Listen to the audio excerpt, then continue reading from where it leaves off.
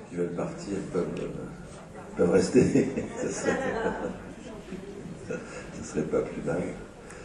Oui, c'est encore plus beau, effectivement, la deuxième fois. Bien qu'un peu comme ça, américain, Hollywood, bon, mais c'est pas le pire. Au contraire. Il y a un autre film, bien sûr, qui existe, d'Elizabeth Martin, avec un tréma sur le A, je ne sais pas comment ça se prononce. C'est un remarquable film, documentaire plutôt, avec quand même des figures d'acteurs et beaucoup de photos de l'histoire, qui est à voir également avec ce film-là, je crois que ça fait. Et le livre que je vous ai cité tout à l'heure chez Grasset, donc établi par Michel Pibal et Nobécourt, ça fait pas mal. Il y a encore d'autres documents, évidemment. Et ceux qui veulent s'intéresser à cela. Alors, c'est vrai que c'est assez notoire de voir que le début de la relation Jung-Freud commence avec cette histoire, Sabina Spielrein, et va finir quand Sabina Spielrein deviendra freudienne, quoi. Et que Jung va s'écarter de Freud. C'est un moment historique central pour la psychanalyse, comme je disais tout à l'heure, et en même temps, bon voilà. Alors je vais passer la parole peut-être tout de suite aux deux invités qui sont présents. Michel Pibal, si tu veux bien, et puis Marie-Laure, tu peux parler de vous.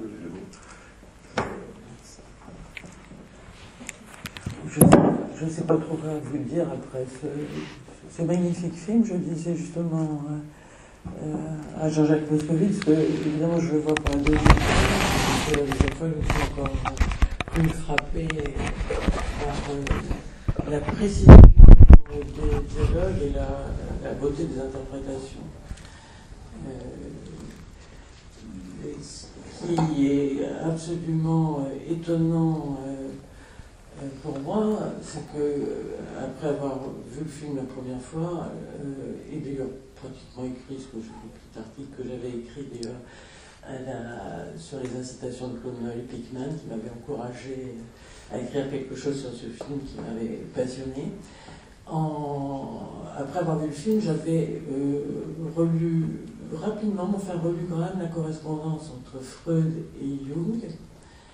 Et en voyant le film une deuxième fois, je m'aperçois que c'est vraiment le scénariste Christopher Hampton et David Cronenberg, qui sont co-scénaristes, qui sont associés au scénario, ont été d'une précision absolument diabolique. On trouve vraiment des éléments de cette correspondance. En particulier, vraiment, le dialogue est fait à partir de choses précises. Le dialogue est fait aussi à partir d'éléments très précis de ce qu'on a retrouvé du journal de Sabina Spielrein et de la correspondance, de ce qu'on a retrouvé de sa correspondance avec Freud et surtout des lettres de Freud. Et c'est quand même assez admirable en fait d'arriver faire passer au cinéma quelque chose qui est, comment dirais-je,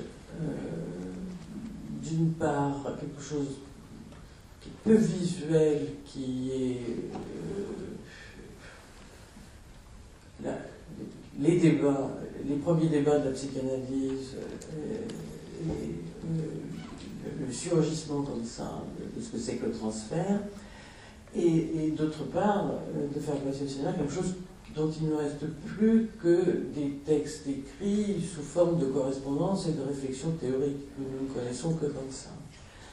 Alors, bien sûr, prendre Sabina Spielrein comme personnage principal, parce qu'il faut bien des personnages au cinéma, prendre Sabina Spielrein comme personnage principal est probablement une idée géniale, puisque elle va centrer en effet le débat et la scission, enfin la rencontre, comme tu disais Jean-Jacques, la rencontre, le grand élan affectif entre ces deux hommes, Freud et Jung, et leur divergence et la rupture. C'est vrai on peut, comme ça, cinématographiquement ou intellectuellement, la situer au centre. C'est assez Et en fait, ce qui est quand même assez paradoxal, c'est que Cronenberg, au départ, voulait faire, enfin, il dit son intention, il affirme avoir réalisé son intention, qui est non pas de faire un film sur Sabina Spielrein, ni sur Jung, mais sur Freud. Ce qui l'intéressait, c'était Freud. Et il est passé, par la présence de Freud comme psychanalyste et comme inventeur de la psychanalyse, qui est là, Freud qui est là, en arrière de chaque moment, de chaque moment de cure, puisque c'est quand même assez étonnant de voir comme ça une reconstitution de cure, comment dirais-je, du début du siècle. Et en fait, Freud est là, cette première scène absolument sidérante de la première séance de Sabina avec Jung, qui est là en train d'expérimenter avec beaucoup d'audace une technique dont il ne connaît pas, mais il s'inspire de ce qu'il a lu de Freud. Il faut savoir que si ça se passe en 1904, il a pu lire la trame de Tourne, il a pu lire Études sur l'hystérie, et peut-être Psychologie de la vie quotidienne. Et dans cette séance absolument étonnante pour le spectateur que nous sommes, Freud est là, bien sûr, puisqu'il est en train de s'inspirer de ce qu'il sait de Freud. Et en fait, dans tout ce qu'on va nous montrer aussi de sa tentative de cure avec Otto Gross, Freud est là, à la fois présent, absent et dans le contraste en même temps, puisque Otto Gross avait été confié à Jung, en fait, pour simplement une cure de désintoxication. Et Jung s'est un peu approprié, a pris comme ça l'initiative, sans l'avis de Freud, de faire une psychanalyse à Otto Gross, qui est centrale aussi dans le film, dans la mesure où on voit que Otto Gross le persuade comme ça d'agir le transfert, la sexualité en transfert d'agir, où Otto Gross s'échappe de l'hôpital et Otto Gross est perdu pour la psychanalyse que Freud voulait mener avec lui. Mais il se trouve que Cronenberg, dans ce film, en fait, a choisi les deux cures principales et les deux grandes souffrances de Jung. Jung écrit un moment à Freud, dans sa correspondance, il dit « Mais la Spielrein et Otto Gross ont coûté tellement de souffrance et ils ont été d'une telle ingratitude. » C'est vraiment les éléments probablement qui lui ont fait rompre avec la psychanalyse freudienne. C'est ces deux cures qui n'aboutissent pas qu'à de la souffrance. Et évidemment, on est là vraiment au cœur de la séparation entre ce que c'est que la psychanalyse et ce que je dirais la séparation d'avec Jung, c'est-à-dire en effet il faut bien toute la théorie freudienne de la sexualité pour faire, qui repose d'ailleurs sur le surgissement du sexuel dans le transfert, et il faut bien toute cette théorie-là pour diriger une cure à partir du transfert. C'est sûr que là, à partir de là, la divergence est totale. C'est extraordinaire que Cronenberg le montre, moi je trouve, à partir de Sabina et Otto Gross. Voilà. Oui, c'est ça. Parce que moi, tu dis dans ton article, le titre du film pourrait être un petit peu regrettable. Moi, j'estime qu'au contraire, c'est un des noms du scandale freudien. Après avoir lu ton article, c'est un des noms du scandale freudien, méthode dangereuse, parce qu'il y a le transfert indicé, pris dans la question du sexuel. Et ce qui se passe pour Jung, c'est là où toute la question des images dans le film, puisque c'est un film, et tu le soulignes très bien, cette première séance d'une chaise derrière l'autre, dont Cronenberg dit dans un des commentaires que son focus lui permettait de prendre les deux plans, et on va retrouver ce plan avec ce focus qui prend les deux personnes sur le bateau aux États-Unis, où Freud est en regardant la mer, et Jung est derrière, et le focus de Cronenberg prend aussi de façon nette les deux personnes, comme si Jung voulait rapter à nouveau, comme pour Autogrosse. Freud s'il parle de son rêve, et Freud lui répond, il n'y a pas question, je compromettrai mon autorité dans le transfert que vous faites sur moi. Et ça, c'est prodigieux d'intelligence et de précision, et Cronenberg a parfaitement pigé le micmac, quoi. C'est ça. Et alors, pour Jung, c'est vrai que l'inversion de la demande, il est très malheureux parce que, à un moment donné, Autogrosse lui dit, j'ai fini mon analyse, mais pas vous. Vous devriez la faire avec moi. Et Sabina, pareil. Pareil, il y a le même renversement dans les deux cures, puisque Emma Jung demande à Sabina d'aller voir son mari et lui dit mais s'il pouvait consulter avec vous. Et effectivement, Autogrosse lui dit mais toi tu n'as pas fini ton analyse, on peut même supposer qu'ils se tutoyaient, ils étaient collègues. Oui, il y a cette même.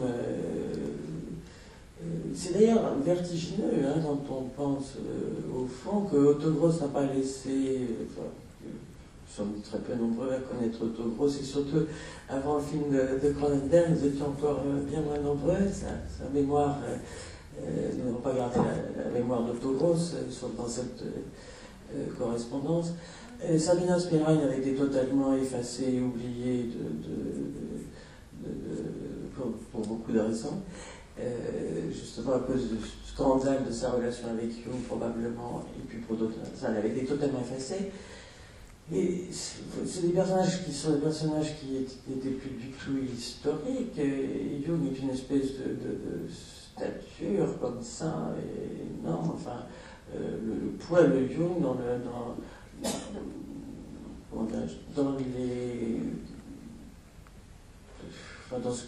dans ce qui reste comme ça, intellectuellement, je sais pas, enfin, des célébrités intellectuelles du XXe siècle, Jung est universellement connu, et on voit en fait quel peu de poids, cette espèce de stature énorme qui se fait un nom comme ça, et qui a une œuvre d'ailleurs énorme, qui pèse très lourd, voilà, il pèse terriblement lourd, y compris dans les préjugés.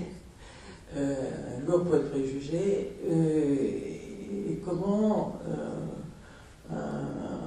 un collègue qui est Autogrosse, enfin deux collègues d'ailleurs, mais deux personnages très singuliers probablement, mais qui n'ont laissé aucune trace, pèsent beaucoup plus lourd que lui au moment de la cure.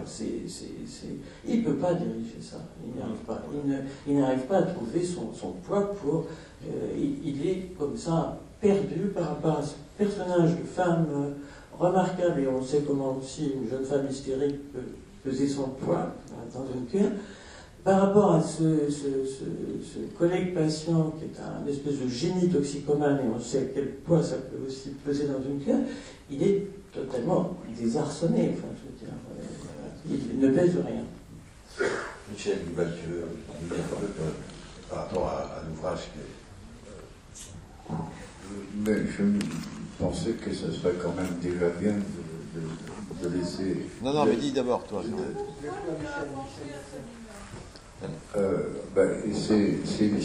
Bon, ben, s'il faut parler du livre plutôt que du film, évidemment, mais manifestement le film ne fait pas référence à ce livre, et il survient quand même quelques 20 ans plus tard, donc il s'appuie sur des documents que nous n'avions pas avec Jacques Nobécourt à l'époque, puisque à l'époque nous avions que le livre de Carotenuto comme document, et ce que le livre de Carotenuto en Italie apportait. Donc on a traduit ce livre dans le livre, et on a ajouté quelques interprétations personnelles d'une certaine façon, dans la mesure où Carotenuto était plutôt du côté jungien. Et c'est tout son mérite d'ailleurs d'avoir été du côté jungien et d'avoir sorti cette histoire de Sabina Spielrein, où précisément du côté jungien, officiellement, elle rayait de la carte.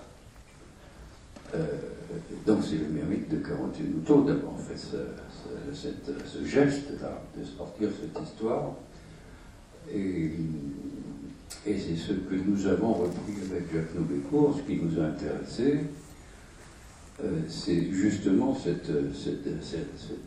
d'avoir été rayé de la carte au moment de la naissance même de la psychanalyse, puisque c'est ce passage de Freud à ses successeurs, à ses élèves, à ses disciples pour faire vivre la psychanalyse, démarre avec cette histoire avec nous. Et donc avec cette influence. Voilà. Et d'avoir voulu réunir la carte dans Sabine Spielrein, c'est ce qui nous a engagés à faire ce travail à partir du livre de Carotenuto. Je dois dire que le mérite de ce film, pour moi, repose là, c'est qu'il met Sabine Spielrein au jour. Il lui donne naissance au niveau du film.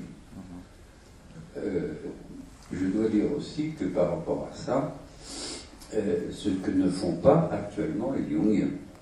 Officiellement, les Jungiens ne veulent pas reconnaître l'existence de Sabine Spielrein. Il y a un témoignage de ça, c'est le livre qui vient de sortir, qui s'appelle Le Livre Rouge de Jung. Et le Livre Rouge de Jung, qui vient de sortir, il y a une petite chose qui concerne Sabine Spielrein dans cette histoire. C'est précisément un texte de Jung qui s'appelle Les 7 sermons aux morts, les 7 sermones mortuos, qui a fait dire que, comme Jung a pu dire que Sabine Spielrein était psychotique, ce texte de Jung fait dire aussi que Jung était psychotique. Voilà. Donc c'est un texte absolument sidérant. Et le livre rouge qui vient de sortir est ce qu'a produit Jung pendant toute cette période-là, sa souffrance, enfin tout ça qui apparaît là, qui vient de sortir, ne fait strictement aucune allusion à Sabine Spielrein dans le livre rouge. Et rayé. Ce qui n'est pas le cas de Tony Wolff, qui n'est pas rayé. Sa remplaçante, c'est très bien. Cette histoire va lui faire remarquer que sa remplaçante est une répétition de la même question, est tout à fait passionnante, de mon point de vue. C'est-à-dire qu'il y a là, du côté de Jung, une répétition de sa problématique personnelle, et pas seulement de sa problématique personnelle, mais de la problématique de sa femme, Emma Jung. Parce que Emma Jung, c'est pas simplement une femme mariée qui fait des enfants quand même. Elle a aussi écrit. Et Emma Jung a très bien accepté Tony Wolff. Ils ont vécu sous le même toit.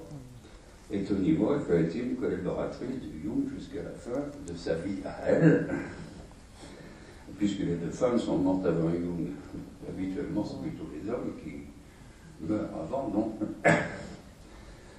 Elle a très bien accepté cette communauté sous le même toit, sous le même toit de la maison qu'elle a payée, puisque c'était elle qui avait le pognon. Bon. Et Jung est connu aussi pour avoir été tout à fait au centre d'un certain nombre de femmes dans le monde entier, très riches. Et il y a une excellente biographie de Jung qui montre ça. Des femmes très riches qui étaient très... Voilà. Donc ce passage-là, donc Tony Wolff n'est pas rayé, mais Tony Wolff ne demandait ni d'enfant, ni le mariage, ni le divorce. Il n'a rien demandé de tout ça.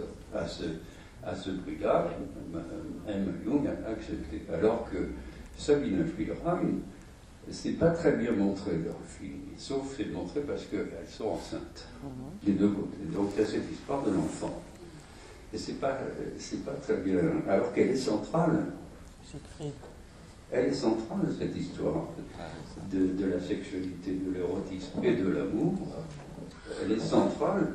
On ne peut pas faire l'impasse sur l'enfant. Elle est tout à fait centrale.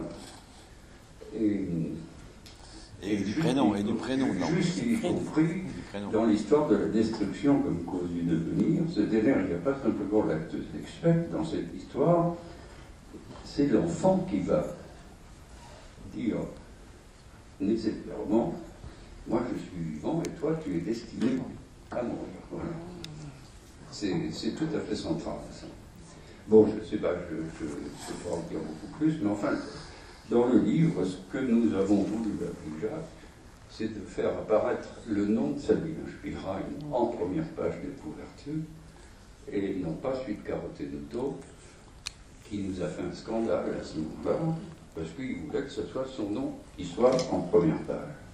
On a fait remarquer à Carotenuto que c'était justement contraire avec ce qu'il faisait, c'est de faire apparaître le nom de Sabine Spielrein. Bon. Et nous, on a mis notre nom en dernière page avec Jacques. Juste un tout petit mot, en tout cas, le film de Cronenberg a eu le mérite aussi de me faire découvrir votre livre, et justement cette correspond. Oui. Voilà. Et en plus, quand je suis allé à la librairie commander, on m'a dit, mais il y a plusieurs commandes. J'ai dit, ben oui, c'est le film de Cronenberg. Ça a donné du succès, voilà. Oui, ça, et on apprend des choses, lisez-le, on apprend des choses très très intéressantes, vraiment, c'est énormément de choses. Et aussi, on voit la façon dont Freud, de façon remarquable, a traité, sans la traiter, tout en la traitant, Sabine Spielrein. C'est extraordinaire. Il y a un témoignage de ça dans la lettre qu'il écrit à Sabine Spielrein, à ce niveau-là, où il le reconnaît tout ce qu'elle est devenue après, c'est-à-dire une théoricienne de la psychanalyse et une praticienne d'introduire en Union soviétique la chose où elle va se perdre. Oui, moi je voulais évidemment dire à quel point ce film est, enfin c'est un film de Cronenberg, mais c'est un film magnifique, magnifiquement interprété. Et il y a plusieurs choses qui m'ont passionnée. C'est d'une part effectivement la place de Sabine Spielrein, c'est la place d'une femme dans le mouvement psychanalytique. Et ça c'est très intéressant parce qu'on voit à quel point dès le début les femmes psychanalystes ont leur place. On voit à quel point Freud soutient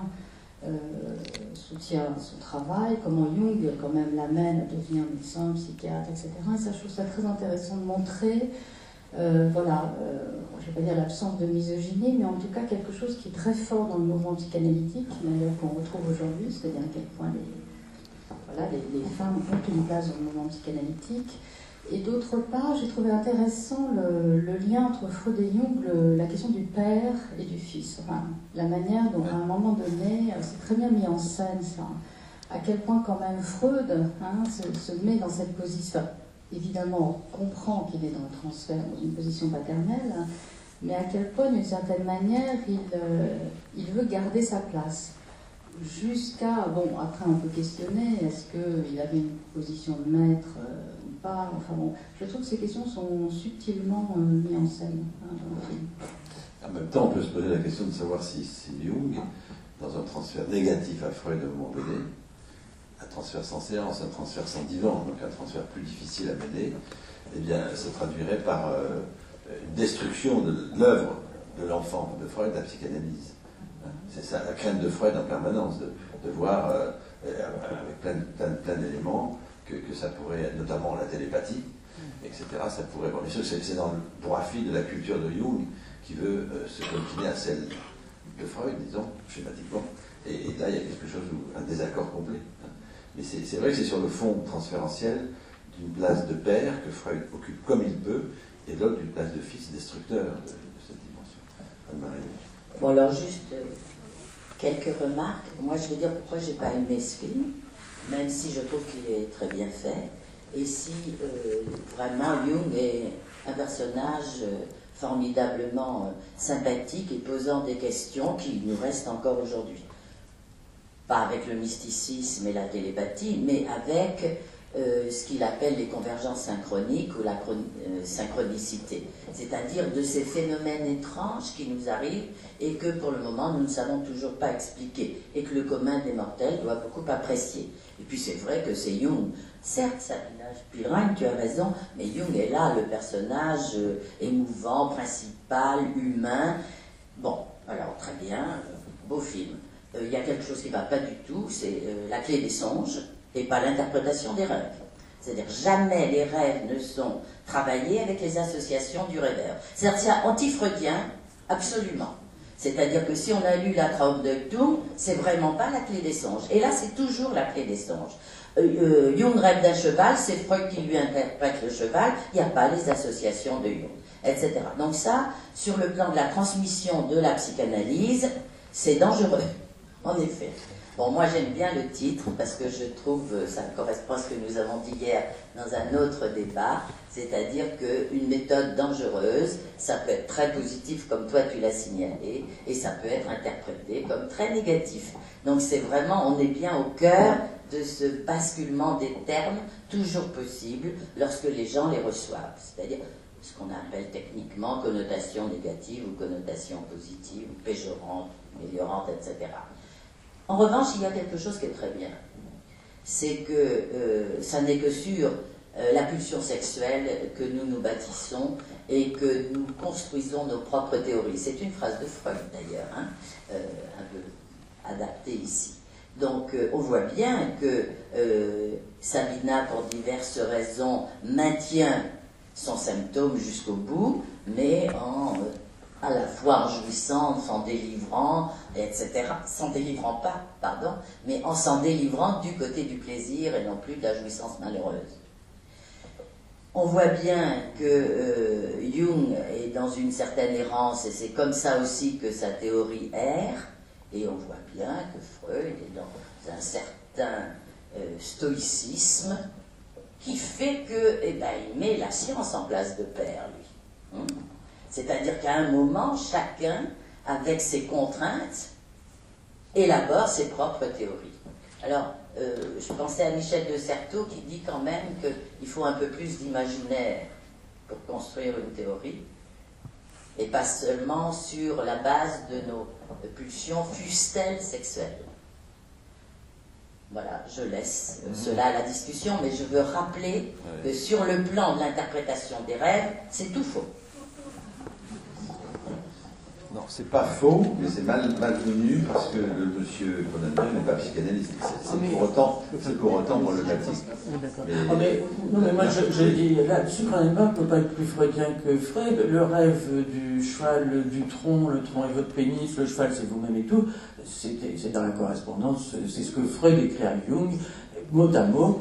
Et là, c'est parce que, évidemment, quand il fait l'analyse de Jung, il a fait pas sur les associations, puisque Jung n'est pas sur le vivant. Donc, c'est des rêves comme ça qui sont rapportés, et il y va lourdement. Ça marche plus ou moins, d'ailleurs. Enfin, là, on ne peut pas reprocher à Cronenberg d'avoir trahi Freud. Il suit Freud de la lettre.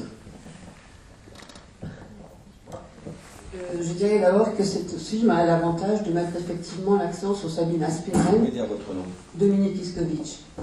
Oui, je disais donc que ce film a l'avantage de mettre l'accent effectivement sur le personnage héroïne ô combien d'un film, donc centré sur le personnage féminin, et qui est très porteur de beaucoup de choses, théoriquement d'ailleurs, et qui nous amène à réfléchir sur cette première femme psychanalyste en vérité, et qui fut aussi une grande psychanalyste d'enfants avant Anna Freud et Melanie Klein. Alors, il y a beaucoup, du point de vue clinique, puisqu'il y a des analystes ici, bien entendu, il y a remarqué beaucoup d'éléments. En particulier, il le dit d'ailleurs dans le film, parce qu'il y a beaucoup quand même de références très justes. Et Freud dit qu'il y a une connexion entre la masturbation et le masochisme primaire. Et ça, c'est quand même bien noté, et en particulier la notion d'humiliation. Du point de vue cinématographique, et ça c'est apparu aussi dans le film d'Elizabeth Morton de 2002, le symbolisme de la main. Et là c'est très cinématographique, parce qu'on a besoin de symboles, d'images fortes dans le cinéma. Et là, la main du père qui l'a fessée quand elle était petite, mais pas seulement elle, aussi les frères, les 3 frères d'ailleurs, qui étaient de nature hystérotoïde et même hystérique aussi d'ailleurs. Le père aussi, qui était menacé tout le temps de se suicider, quant à la mère également. Et donc là, ce symbolisme de la main qui apparaît dans le film de Marton est quand même très intéressant. Par contre, dans le film de Marton, apparaissent un peu les pieds. Or, dans la réalité, ce qui a été décrit comme principaux symptômes de Sabina, c'était aussi un mal au pied. Et ce mal au pied avait été interprété comme une difficulté à avancer dans la vie, ce qui évidemment était son gros problème. Alors, je dis que tous ces éléments-là sont importants, puis toutes les esquisses, après bien entendu, de la relation entre Freud et Jung, bien entendu, de leur arrivée aussi à New York quand il dit, enfin New York, je crois que c'était à New York, aux États-Unis du moins, quand il dit ils ne savent pas que je leur apporte la peste, tout ça évidemment c'est tout à fait véridique. Il y a plein de phrases complètement tirées de tout. Également quand Freud fait allusion au judaïsme, à la judéité de Sabina, il y a une très belle lettre de 1913 qui apparaît dans ce livre qui est formidable évidemment. Où Freud lui dit faites attention, il lui dit quelque chose, nous sommes là, je ne sais pas si quelqu'un se rappelle le dernier terme magnifique de cette lettre, nous sommes là mais on nous critiquera toujours, quoi, nous les juifs, je ne sais pas si vous l'avez bien noté. On l'a noté. On l'a noté.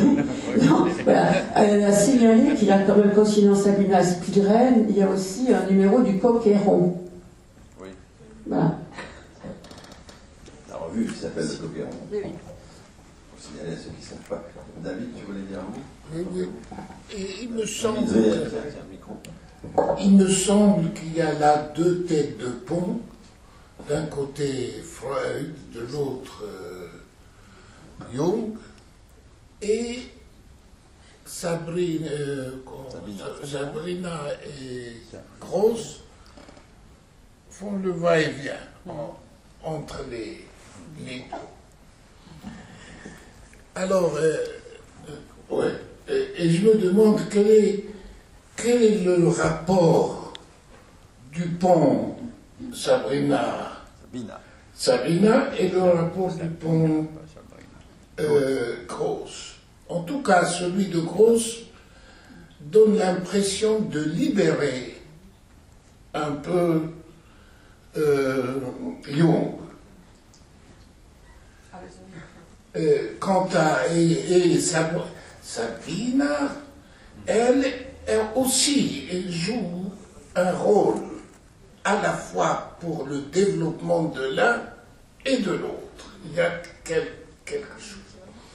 Ensuite, j'ai remarqué deux symboles et demi dans le film. C'est un jeu sur l'alliance dans le doigt et une alliance sur table, si je me souviens bien. Et puis le sang de l'hymen du Sabina avec le drap blanc ou voilà. C'est à interpréter, mais on verra par la suite. On verra par la suite, c'est ce que Freud lui demande, est-ce qu'elle est vierge? C'est Elle demandé par est Freud. vierge. Je crois que tu as raison. Il y a une... C'est vrai que Freud lui demande, parce qu'il y a quelque chose que, dans l'échange, Freud pressent quelque chose, que l'autre est en train de séduire. Et d'ailleurs, quand elle dit elle-même dans la séance fameuse, là où on voit une chaise et une chaise derrière, elle dit combien c'était comme un chat. Elle identifie Jung à un chat. Ça, c'est intéressant. Oui, j'ai quelque chose à rajouter. Oui, Jean-Jacques. Oui. Monique Loré. D'abord, pour répondre à monsieur, autocross apparaît effectivement un mauvais génie qui autorise l'ouverture de la pulsion et du passage à l'acte sexuel. Ce film, au-delà de l'aspect historique très fort et très intéressant, ouvre quand même la grave question de l'agir dans la cure et du passage à l'acte sexuel dans la cure dont Sabina Spielrein fait les frais, effectivement, tout en étant aussi après rayée de la carte dans une haine contre le féminin. Dans cette cure, Freud disait le risque du transfert contient en lui-même le germe de la propre destruction, de la destruction de la cure et de la destruction de la psychanalyse, tout ceci entre les mains d'un analyste insuffisamment formé. Certes, Jung avait été probablement psychotique, ou en tout cas n'avait pas terminé son analyse et la question à régler par rapport au père. En tout cas, il entraîne Sabina dans un agir du fantasme de fustigation. Ça ressort sur toutes les scènes. Elle prend son plaisir, effectivement, dans ce fantasme de fustigation. Là, c'est plus un fantasme. Qui agit. Voilà. Une de nos conteurs de la SPP, Louise Urtubé, a travaillé sur cette question, ainsi que moi-même. Louise Urtubé a écrit en 2006 un ouvrage qui s'appelle « Psychanalyste passe à l'acte », et moi j'avais même moi-même publié des accidents de transfert animalier. Oui, je te remercie de poser très clairement le problème du passage à l'acte dans la cure psychanalytique. C'est un problème qui est toujours, je dirais presque d'actualité très souvent. Et s'il n'y a pas de passage à l'acte, il y a quand même le fantasme dans l'analyse, de la part de l'analyste, à travailler, et il y a du passage à l'acte. L'intérêt par rapport à ça, et je ne sais pas, il est infini, on pourra en parler à l'infini, car tout se joue entre Freud et Jung sur leurs différends. Freud va finir par dire, mais tout le reste, on n'a pas de différent. Enfin, ce qui est, c'est que ce type-là, il n'est pas possible du fait de ce qu'il a fait.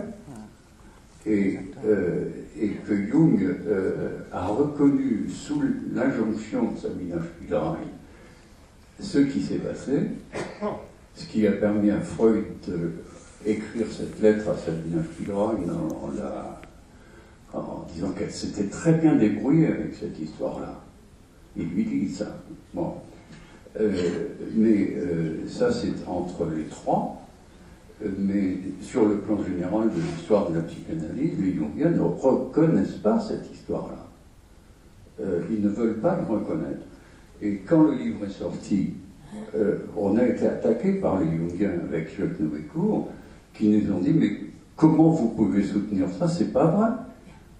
Et vous n'apportez aucune preuve. Et on a été attaqué par rapport à ça. Qu'on ait pu supposer que Jung avait fait ça. Bon. Donc, c'est le premier point que je voulais dire. Le second, c'est qu'ils ont passé à l'acte. Maintenant, c'est connu. Ça n'a pas empêché Sabina Spielrein de devenir une praticienne de la psychanalyse reconnue pour la psychanalyse d'enfant. Ça ne l'a pas empêché de former des analystes en Union soviétique, et ça n'a pas empêché de devenir une théoricienne aussi, précisément sur des points très importants qui sont le rapport de la psychanalyse et du langage. Elle était au courant et en communication avec l'école de Vienne, l'école de Prague et Jacobson, qui n'était pas nécessairement qu'à Freud à cette époque-là. Elle était tout à fait prise dans ces mouvements de l'articulation de l'humain avec la langue. Elle est devenue une théoricienne de ça. Il y a eu un passage à l'acte, il a été traité comme il a pu, comme ils ont pu, mais ça ne l'a pas empêché de devenir une théoricienne. Voilà, c'est une praticienne. Donc ça pose un... Bonjour. J'avais une question en fait à propos du malaise de Freud pendant la réunion à Munich, parce que je ne sais pas si c'était juste pour le film ou si c'est quelque chose qui est arrivé, parce que je n'ai pas souvenir de ça dans les biographies de Freud, et je trouvais que c'était plus intéressant sur cette dernière rencontre avec Jung et la question du père et le malaise qu'il a donc à ce moment-là. Je ne sais pas si quelqu'un peut me répondre. Non, c'est pas le seul, mais il y a effectivement un moment historique où après juste au moment du congrès de Munich d'ailleurs, effectivement il s'évanouit, en fait au restaurant, je crois, mon souvenir est pas une grande précision, mais enfin il s'évanouit au restaurant et il prononce effectivement, je crois que c'est Jones qui rapporte ça, là, ce qu'on nous dit, c'est il est doux de mourir. Moi, j'avais le souvenir, il est facile de mourir. Enfin, mais c'est vraiment dans un affrontement, effectivement, au décours de l'affrontement, l'affrontement discret et sournois en même temps, comme ça, au colloque avec Jung, où le film le répète sans arrêt, le montre sans arrêt.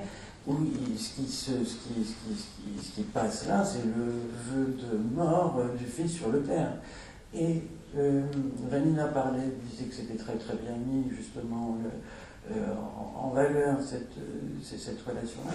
Il faut dire que Freud il a quand même mis le paquet de son côté. Enfin, il appelait Jung mon cher héritier, mon cher fils. Les fantasmes de grossesse. Nos fantasmes de grossesse. Nos fantasmes de grossesse, oui. Mon cher fils. Et Jung y allait aussi de son côté, mon vénéré maître, etc. Oui, ça se finit comme ça par effectivement le vieux maître est terrassé et meurt, et puis et reprend les choses en main finalement, et la séparation se fait. Moi, je voulais dire un petit mot sur la question des passages à l'acte, qui est évidemment quelque chose d'assez très délicat. Hein. Mais là, le moins qu'on puisse dire, c'est que, enfin, il y a différents types de passages à l'acte. Et que là, entre Sabina Spielrein et Jung, le moins qu'on puisse dire, c'est qu'ils ont beaucoup pensé. Enfin, disons que ça a été travaillé beaucoup. Et c'est ça qui est très intéressant dans le film, c'est à quel point c'est pas un passage à l'acte banal. Voilà, c'est quelque chose qui a été énormément travaillé entre eux, hein, toute la question de la culpabilité, pas de la culpabilité, de la place que ça occupe dans le mouvement de la psychanalyse. Donc vraiment, en fait, c'est très riche, hein, cette affaire-là. Voilà. Donc, et puis, il faut quand même être un peu moderne, je l'ai dit. C'est-à-dire que dans l'histoire du mouvement psychanalytique, il y a aussi eu des vraies histoires d'amour. Hein, c'est-à-dire que une fois qu'une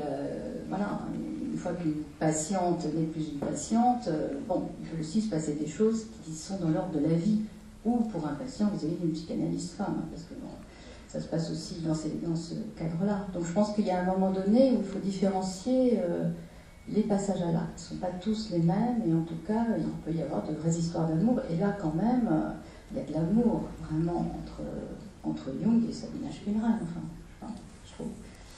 L'amour et du désir d'enfant.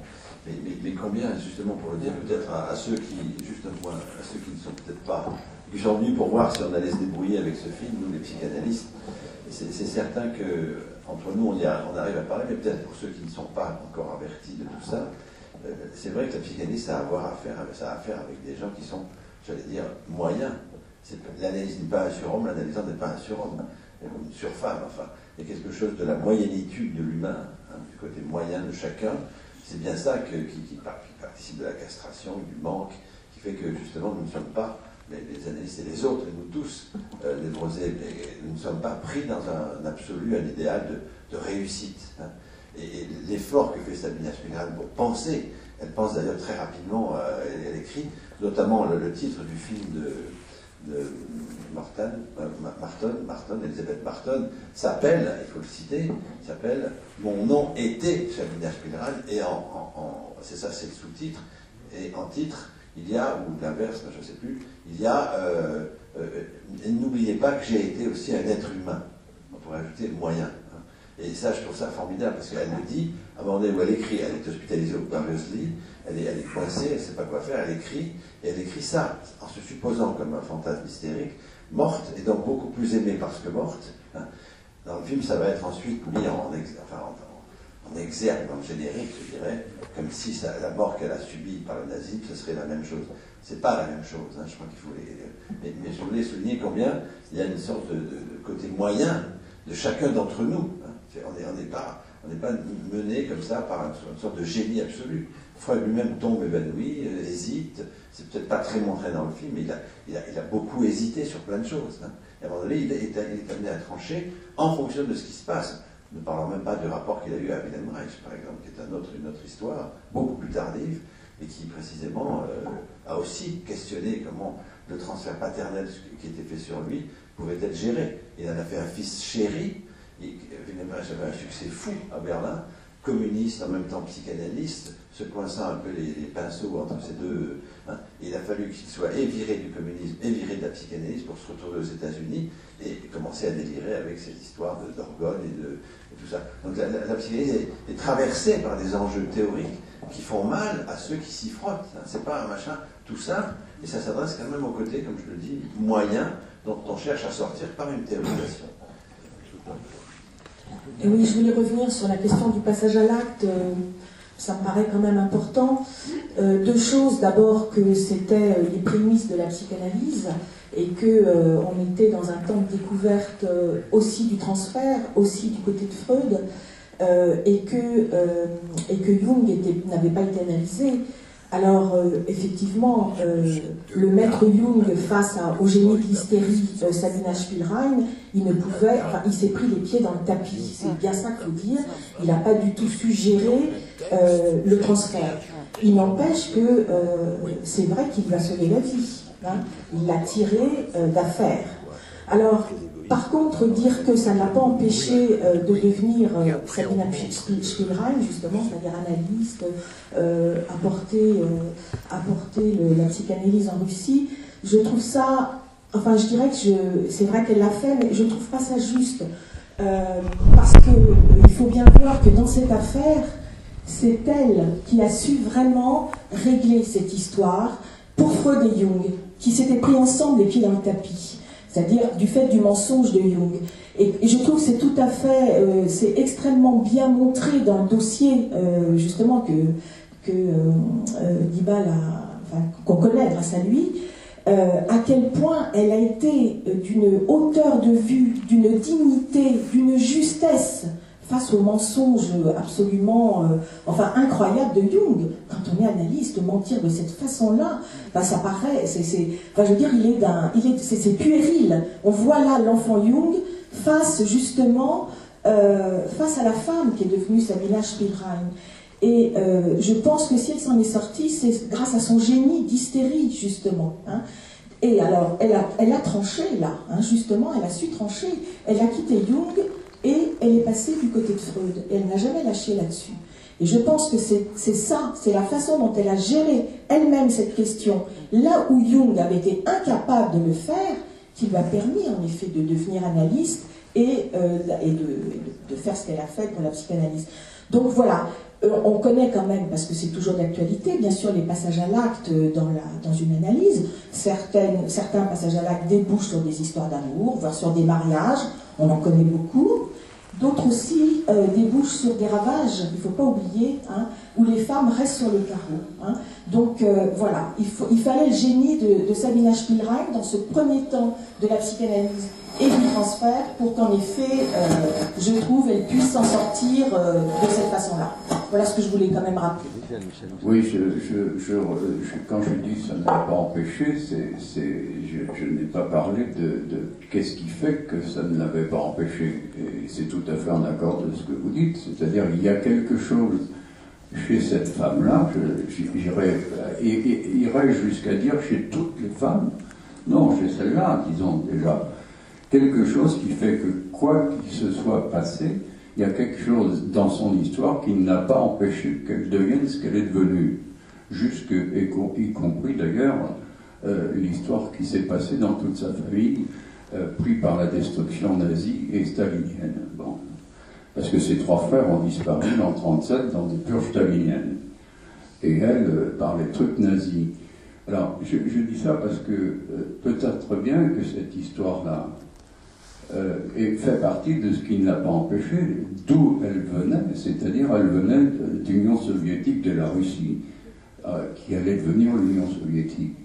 Et tout ce qui lui est arrivé en Union soviétique, ça a été que le système a mis fin à son activité en Union soviétique. Bon. Il y a quelque chose qui, dans la question de la destruction comme cause du devenir, que l'on réduit à quelque chose qui serait la relation sexuelle des enfants et toute cette histoire-là, elle vient d'un monde où il était soutenu qu'il fallait détruire le système tsariste pour ouvrir sur le progrès.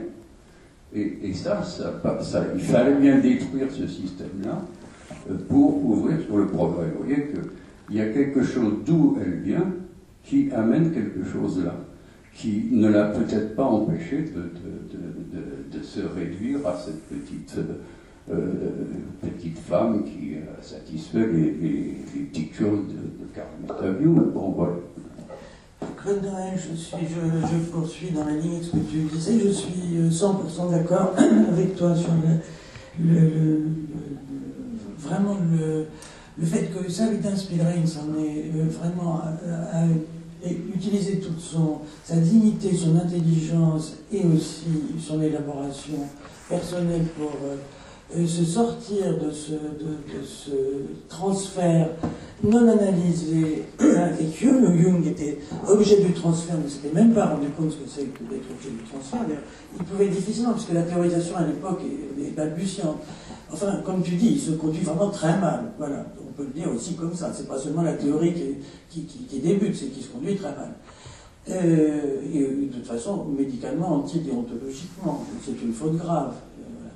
Je suis d'accord avec ce que dit Vanina, que le problème que ça soit pris dans la culpabilité pour l'un et pour l'autre change beaucoup de choses, mais surtout je dis aussi que ce qui a permis quand même que tout ça évolue dans le bon sens, c'est quand même Sigmund Freud. C'est-à-dire que quand on lit la façon dont il lui répond, puisqu'elle veut faire une cure, et il lui dit dans un premier temps, essayez d'élaborer vous-même et de utiliser vos propres forces pour avancer un peu avec tout ça. Ensuite, elle revient. Voilà. Absolument. Ivan me dit vos forces endopsychiques pour faire avec ça. Mais il est présent, il la reçoit, et il l'associe à l'association psychanalytique de Vienne, et il encourage beaucoup son travail de recherche. Ensuite, quand elle se marie, elle revient, elle lui fait une deuxième demande de cure. Et là, la réponse de Freud est admirable. C'est absolument extraordinaire. Parce que la réponse comme ça d'un psychanalyste à quelqu'un, il lui dit, chère madame, j'ai bien noté que vous voulez, vous voulez venir faire une cure. Mais bien sûr, cependant vous venez de vous marier. Alors, il semble qu'il y a quelqu'un qui a le droit à une présence dans cette histoire. C'est votre mari. Je le dis très mal, hein. C'est beaucoup mieux écrit, et c'est admirablement écrit et assez concis. Il dit donc c'est plutôt à votre mari là, de récupérer tout ce qu'il va pouvoir récupérer de vous et d'arracher l'essentiel de vous-même à votre souvenir, au souvenir de Jung. C'est lui qui va faire le travail, c'est pas moi, Freud. Voilà.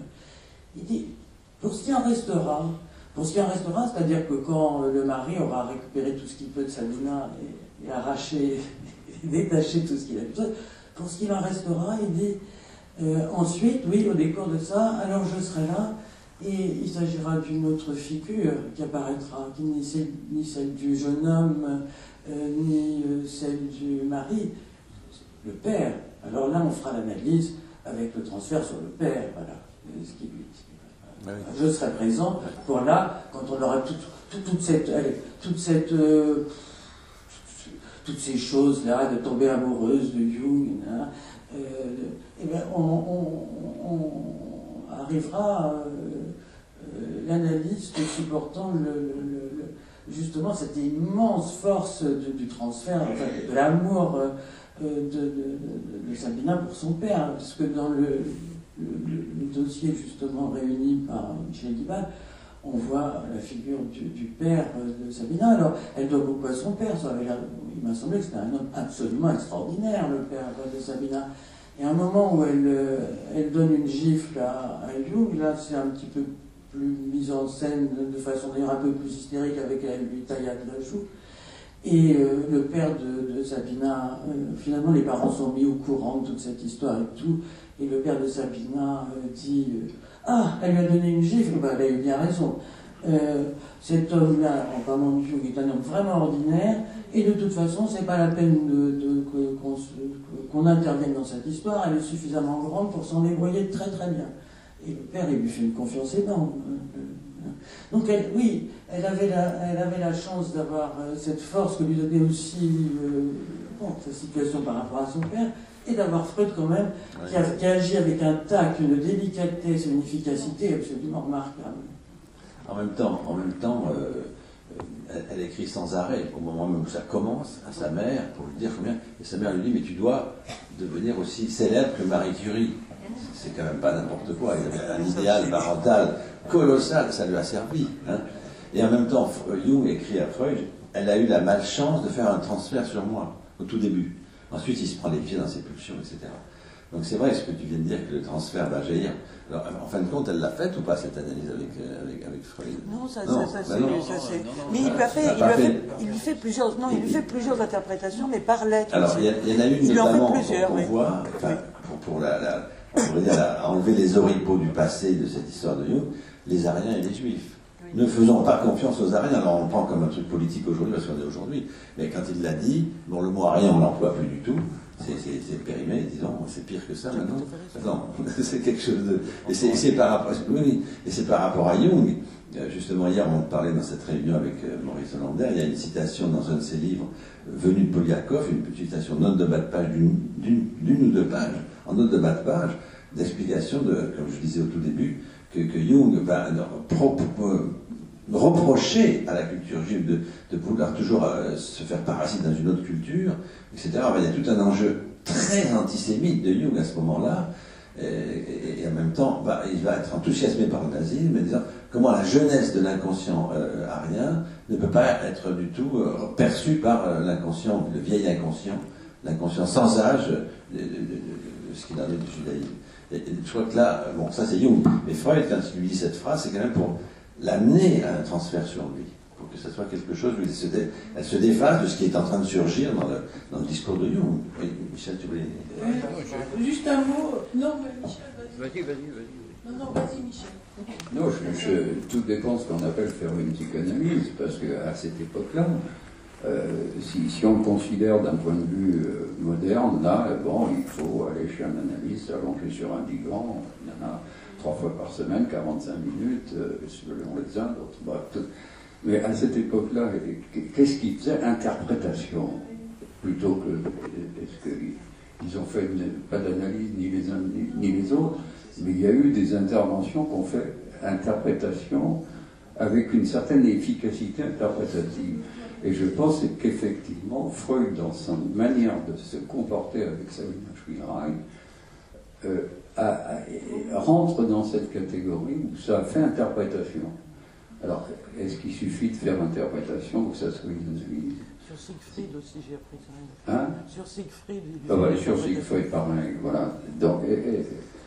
Donc on pourrait se servir de ça pour dire que ça pose toujours problème de faire une psychanalyse, même dans la modernité. Est-ce que ce qui se appelle faire une psychanalyse dans la modernité, ça dure longtemps parfois, etc. Est-ce que de temps en temps, il n'y a pas des petites choses comme ça qui devraient être remises à l'ordre du jour pour dire ça aussi, ça fait partie de la psychanalyse. Voilà. Juste, j'étais pas au courant de cette lettre de Jung adressée en 1938 à Freud, où il lui s'excuse. J'aimerais bien que vous me disiez un peu où est cette lettre, où est bon. Et la deuxième chose, je voulais vous dire que récemment, on a revu le très beau film de Benoît Jacot, dont j'ai plus le titre, sur Marie Bonaparte et Freud, et Marie Bonaparte. Et dans ce film, on voit aussi le bureau de Freud et une séance ou plusieurs séances avec Catherine Deneuve, qui sont assez remarquables, où, comme toujours, Benoît Jacot a cherché à être le plus précis possible, et voilà. Donc ces deux films sur la psychanalyse sont très intéressants. Pour la lettre, alors, de 1938 ?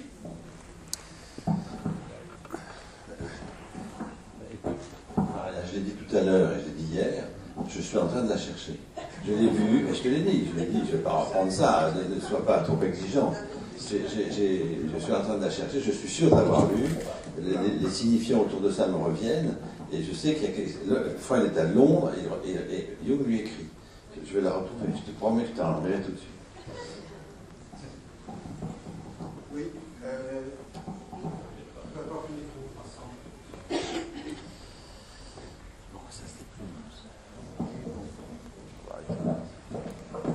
Oui, Patrick Sigvalt.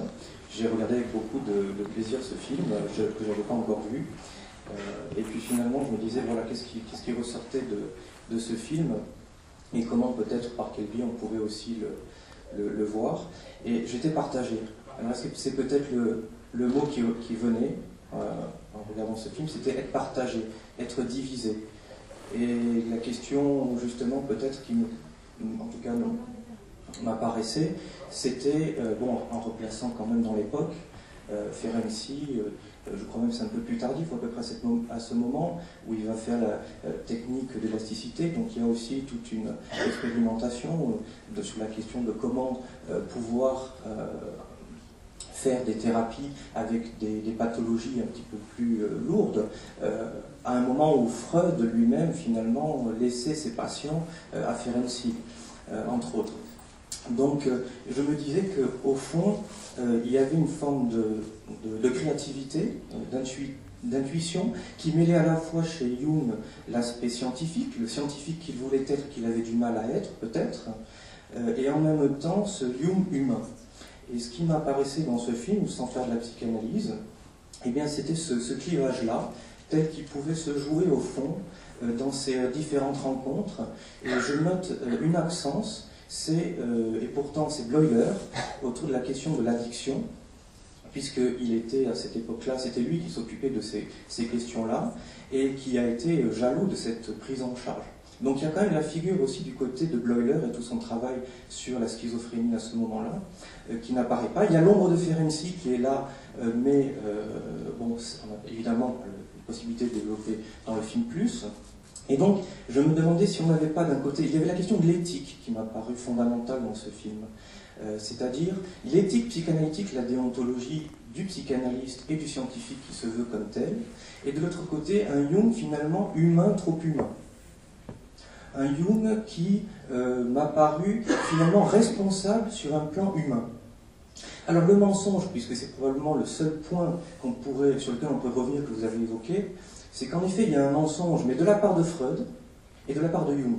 Freud, en écrivant cette lettre à donc Sabina, eh bien, il ne voudra pas reconnaître. Donc il y a un déni. Il y a la question du déni qui est là. Et finalement, je trouve assez remarquable sur un plan humain la manière dont Jung va, et avec beaucoup de maladroitesse, et heureusement, parce que je crois que finalement, ce sont ses erreurs. Et le fait qu'il a été responsable, d'une certaine manière, au sens humain, simplement un pauvre être humain, qui fait qu'il va donner naissance à Sabina, et de la même manière que Sabina, ce qui n'est pas mentionné, jusqu'en 1916-1917, va continuer cette relation avec Jung, puisque Jung était en train d'écrire son livre sur les types psychologiques. Et donc, finalement, la relation a quand même continué. Et je me demandais, voilà, est-ce que finalement, ce ne sont pas deux questionnements différents dans cette rencontre, telle qu'elle aura à se jouer par la suite, et que je dirais confusion de langue, parce que c'est une question de passion dans ces rencontres, en fin de compte. Voilà, je laisse bien entendu 3 petits points ouverts. Oui, voilà.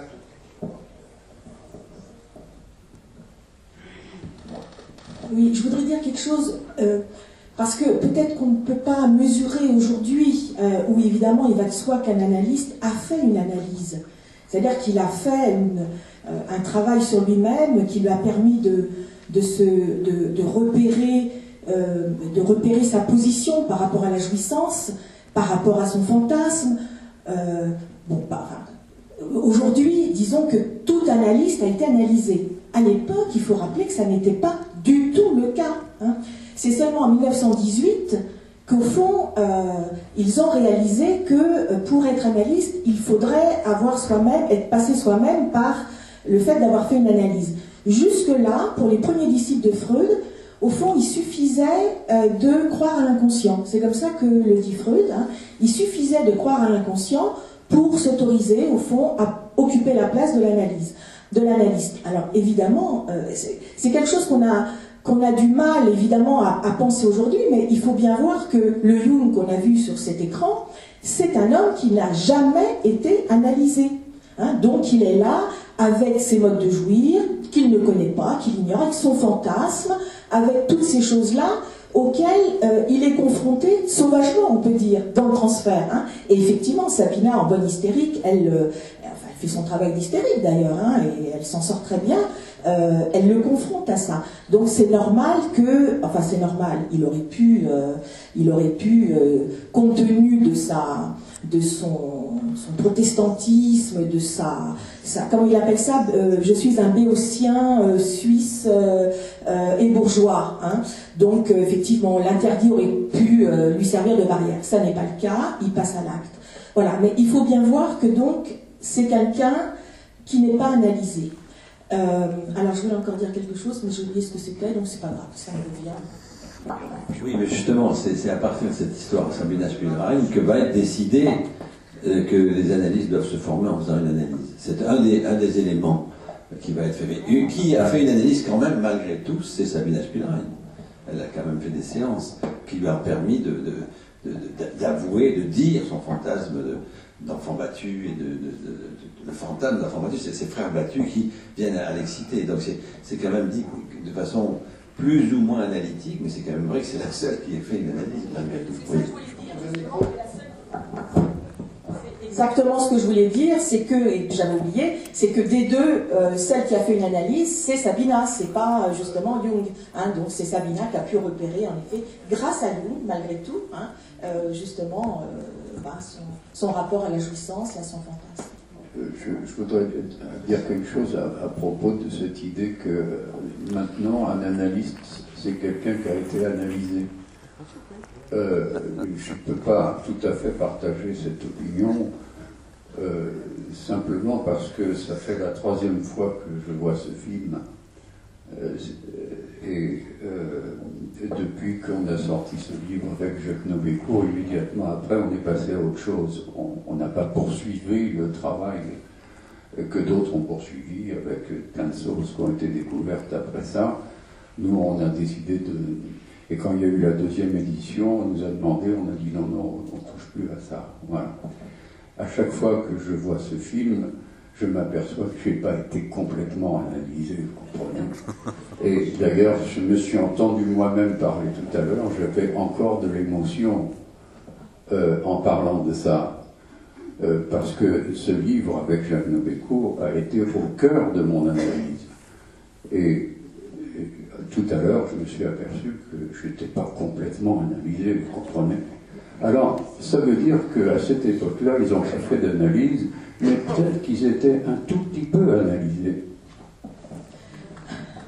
Donc, j'ai pas dit qu'on était analysé, j'ai dit qu'on était passé par le dispositif d'une analyse qui permet quand même un certain nombre de repérages.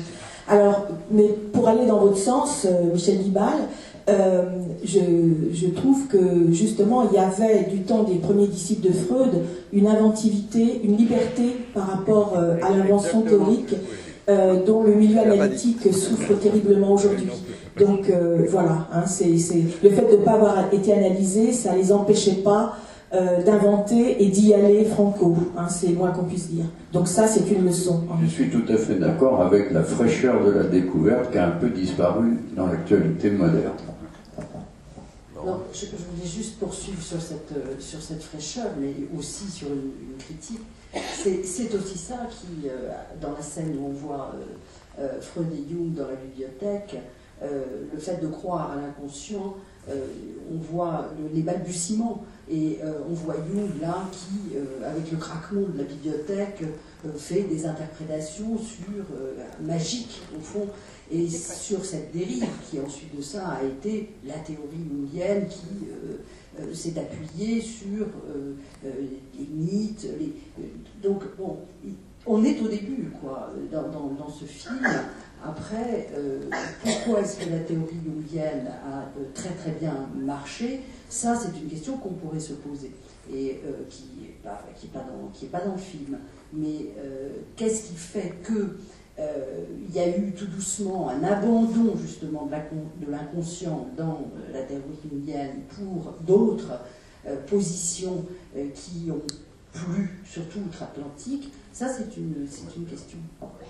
Mais il n'y a pas eu forcément abandon de l'inconscient, mais chez Jung, c'est quelque chose qui est là dès le départ, parce que la scène de la bibliothèque, là, qui est assez spectaculaire, assez effarante et un peu comique aussi, où Jung est persuadé de la signification d'ailleurs de laquelle on ne sait pas exactement, mais d'une signification comme ça, d'une communication avec un autre monde des esprits comme ça qui font craquer la bibliothèque. C'est une scène authentique.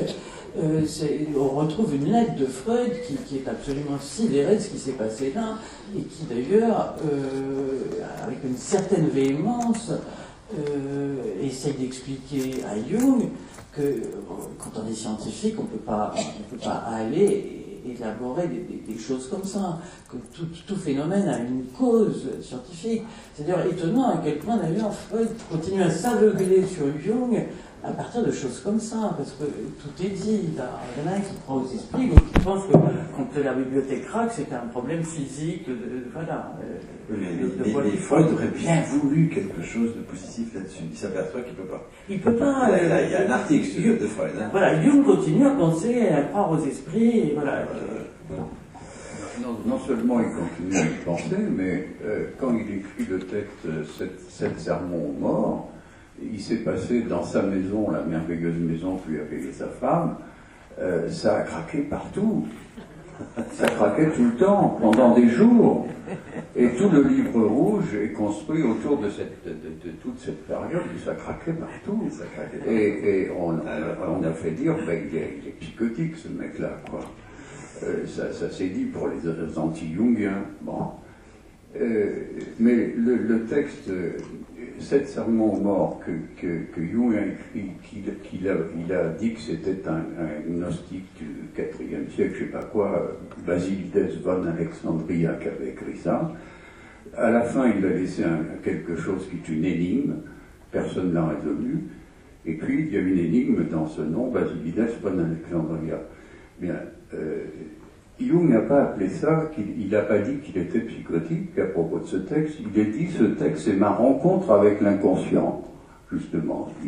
Ma rencontre, alors je ne sais pas s'il y croyait ou pas à l'inconscient, mais il appelle ça la rencontre avec l'inconscient. Je trouve que c'est tout à fait intéressant, plutôt que de dire il est psychotique.